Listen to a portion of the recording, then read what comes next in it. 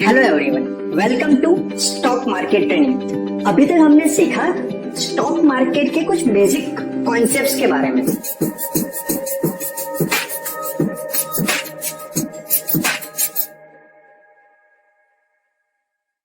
और आज से हम स्टार्ट करने वाले हैं कंपनी फंडामेंटल्स की, जो वैल्यू इन्वेस्टिंग के लिए, मतलब कि अगर आप किसी कंपनी के स्टॉक परचेज कर रहे हो लॉन्ग टर्म उसे होल्ड करने के लिए, लंबे समय के बेनिफिट के लिए, तो उसमें कौन कौन से पैरामीटर बहुत जरूरी होते हैं, कौन से रेशियोज इंपॉर्टेंट होता है। और आज हम डिस्कस करने वाले हैं market cap and enterprise value, in which we will cover market cap and enterprise value and which is more important, market cap और एंटरप्राइज वैल्यू। तो चलिए इस कॉन्सेप्ट को हम प्रैक्टिकली समझते हैं। देखिए, गूगल के ऊपर बहुत सारी वेबसाइट्स है कि जहां पे हम डिफरेंट टाइप के रेशियोज और एनालिसिस कर सकते हैं, जैसे कि moneycontrol.com, equitymaster.com, IIFL.com, NSE की ऑफिशियल वेबसाइट है, investing.com, ticker.com। तो मेरे एक्सपीरियंस के हिसाब से ticker.com काफी इजी है एनालिसिस करने के लिए, तो हम अपने आने वाले सेशंस के दौरान इसी वेबसाइट को यूज करेंगे स्टॉक एनालिसिस करने के लिए।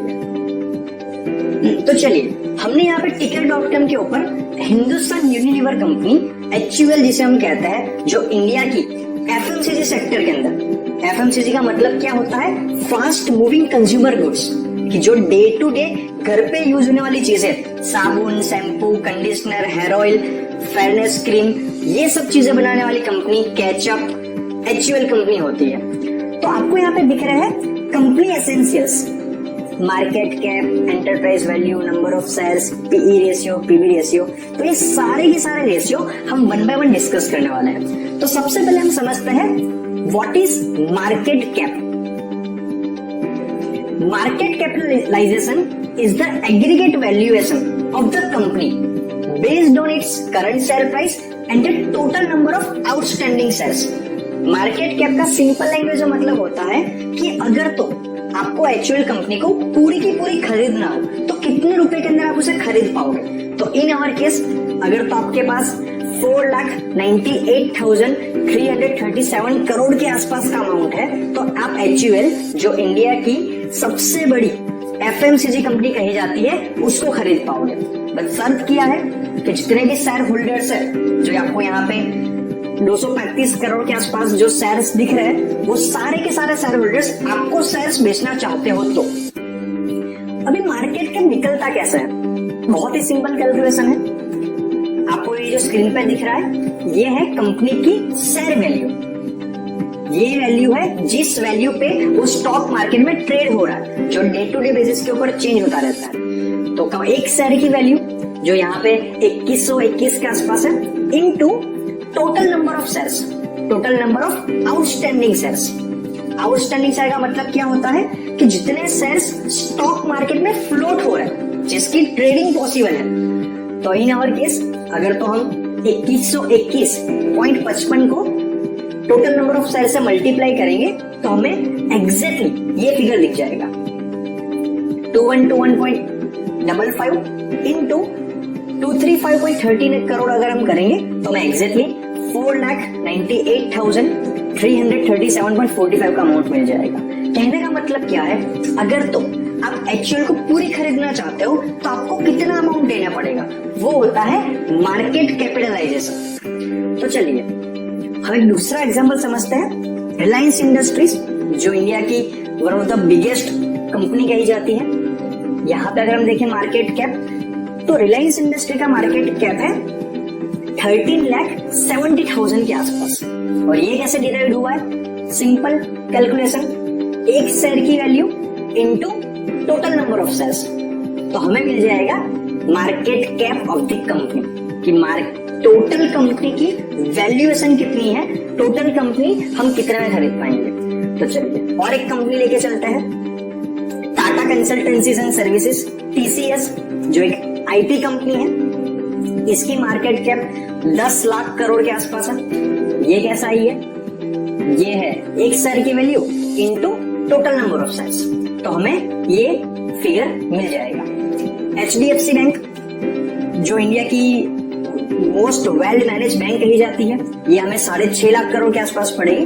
तो आई होप सो कि हम इतने एग्जाम्पल से आपको मार्केट कैप क्या होता है उसका आइडिया समझ में आ चुका होगा। तो चलिए अभी हम दूसरा एक बहुत इंपॉर्टेंट कॉन्सेप्ट समझते हैं जो मार्केट कैप से ही डिराइव्ड है बट मार्केट कैप से ज्यादा जरूरी है, that is enterprise value. Market cap और एंटरप्राइज वैल्यू दोनों में डिफरेंस क्या होता है, मैं आपको एक एग्जांपल लेके समझाता हूं। समझिए कि आप किसी के पास से एक दुकान परचेस कर रहे हो और वो दुकानदार आपको 200 रुपए के अंदर वो दुकान दे रहा है, मतलब कि वो दुकान की मार्केट कैप है 200 रुपए। तो आपने 200 रुपए देके उस दुकान को परचेस कर लिया, लेकिन वो दुकानदार जाते जाते ऐसा बोल के जाता है कि आप जो दुकान परचेस कर रहे हो उस दुकान की तिजोरी के अंदर 20 रुपए पड़े हुए हैं, वो भी आपके। तो अगर हम एक्चुअल में देखें तो हमें दुकान पड़ी कितने रुपए की, 200 रुपए जो हमने चुकाए दुकानदार को, माइनस द कैश अमाउंट जो दुकान में पड़ा हुआ है 20। तो 200 माइनस 20 हमें दुकान पड़ी एक्चुअल में 180 रुपए की। चलिए इसी एग्जाम्पल को हम थोड़ा और डिटेल में लेके जाते हैं।